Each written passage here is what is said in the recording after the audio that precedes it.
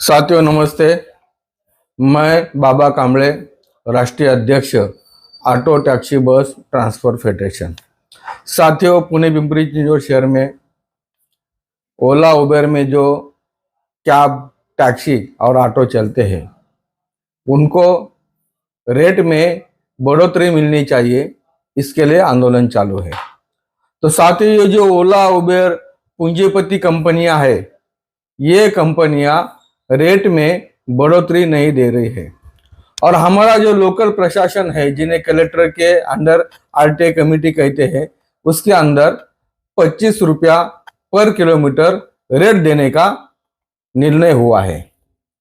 तो अभी कलेक्टर जी ने ये निर्णय लिया है कि 25 रुपया पर किलोमीटर रेट देना चाहिए, लेकिन ये जो पूंजीपति कंपनियां रेट बढ़ाकर नहीं दे रहे हैं और सुप्रीम कोर्ट ने कहा है कि इन कंपनियों में कोई भी परमिशन नहीं है। इनका जो बिजनेस चल रहा है, ये बिजनेस पूरी तरह से इनलीगल है, ये सिद्ध हो चुका है। अब ये इनलीगल तरीके से अपनी कंपनी चला रहे हैं।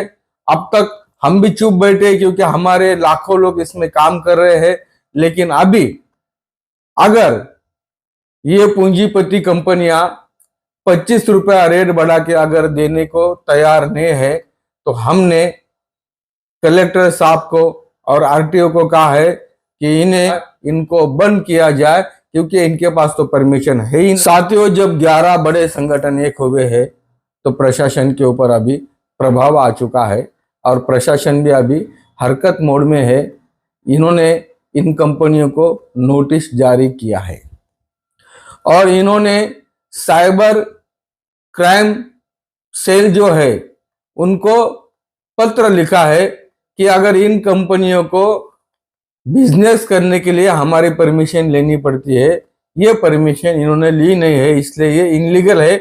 इनका जो ऐप है, इनका जो मोबाइल एक्टिविटी है, ये बंद करने के लिए साइबर क्राइम को लेटर लिखकर बंद करने का इन्होंने काम शुरू किया है।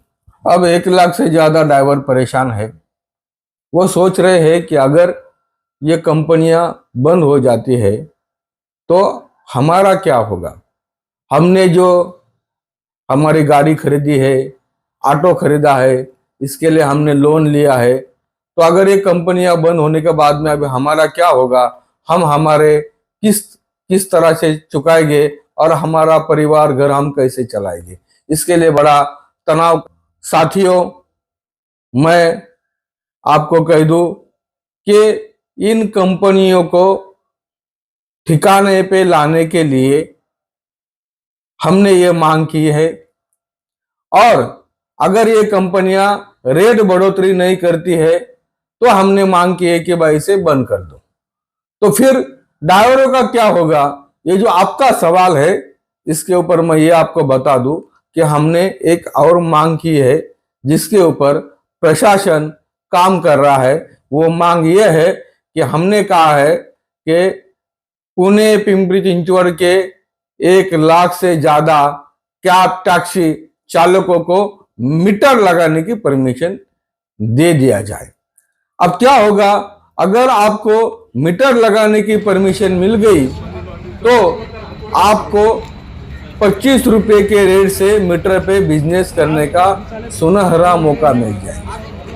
इससे कंपनी को झटका लगेगा कि भाई अभी तो हमारी कोई जरूरत ही नहीं इन लोगों को, और कंपनी का जो घमंड है वो टूट जाएगा। इसलिए हमने ये मीटर का प्रस्ताव रखा है। हालांकि इसके ऊपर अभी निर्णय नहीं हुआ है। आरटीओ प्रशासन ने इसके बारे में मुदत मांगी है और कहा है कि इसमें जो भी लीगलिटी है ये हम देखते हैं, फिर बाद में हम आपको बता देंगे।